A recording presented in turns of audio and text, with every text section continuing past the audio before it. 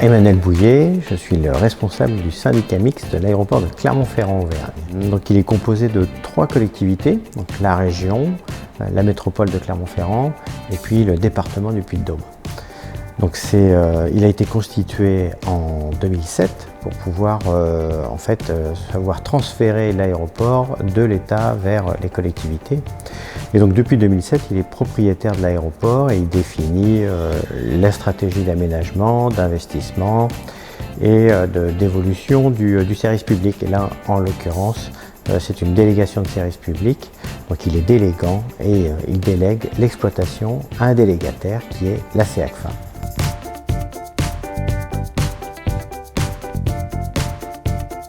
Oui, la position du tiers de confiance dans ce genre de contrat, pour nous, ce qui est important, c'est que les relations entre délégants et délégataires, il y a plein de biais cognitifs en fait, qui peuvent venir perturber un peu ce genre de projet, de gérer les actifs. Donc pour nous, c'était important d'avoir un tiers de confiance qui soit un peu à l'extérieur de nos enjeux et de nos intérêts pour venir un peu apporter une voie plus technique, en tout cas voilà, d'avoir une objectivité dans le processus, quoi.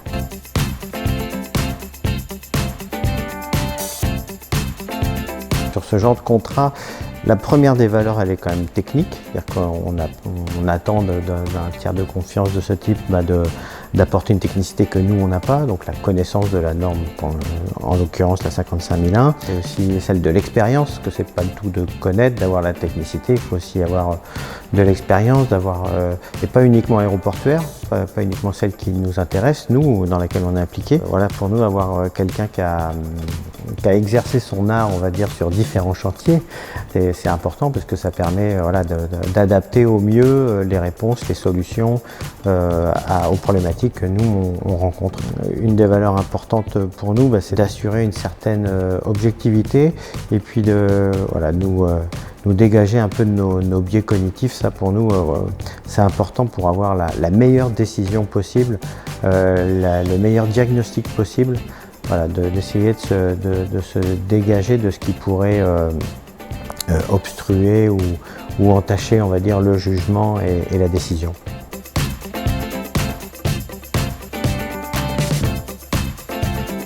Alors c'est vrai que tout dépend un peu de l'engagement des uns et des autres, mais dans notre cas, pour mettre en place un tel système qui serait profitable aux uns comme aux autres, je pense qu'effectivement un financement à 50-50, ça pourrait être une bonne solution. Mais voilà, tout dépend bien sûr des cas particuliers de chaque situation. Mais là, en l'occurrence, quand tout le monde peut en retirer un bénéfice, je pense que ça peut être une bonne solution. Bonjour, Hervé Bonin. Je suis le directeur de la société d'exploitation de l'aéroport Clermont-Ferrand-Auvergne. Cette société est en charge de l'exploitation et la gestion des infrastructures de l'aéroport pour le compte de son délégant, le syndicat mixte de l'aéroport de Clermont-Ferrand-Auvergne, au travers d'une délégation de service public jusqu'en 2030. La CEACFA est une filiale à 100% de Vinci Airport.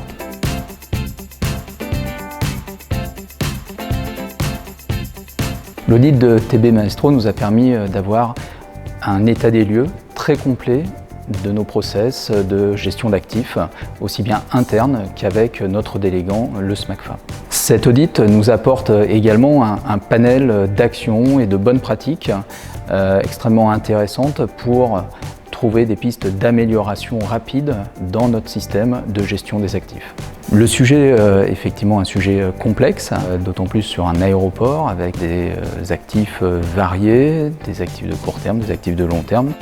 Mais j'ai pu apprécier au travers de cet audit finalement l'approche très pragmatique qu'a amené TB Maestro dans la manière de gérer des actifs avec un concédant.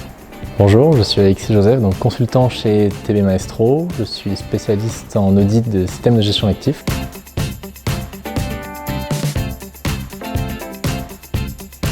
J'ai réalisé cette mission pour le SMACFA et la CEACFA. Le but, c'était de définir un indicateur de performance du système de gestion d'actifs, à savoir donc la maturité en gestion d'actifs, qui permet d'avoir, en plus des indicateurs de performance sur les actifs, un indicateur sur le système, sur les pratiques. Le but, c'était d'intervenir en tant que tiers de confiance, donc entre le délégant et le délégataire pour avoir une vision objective sur leurs activités.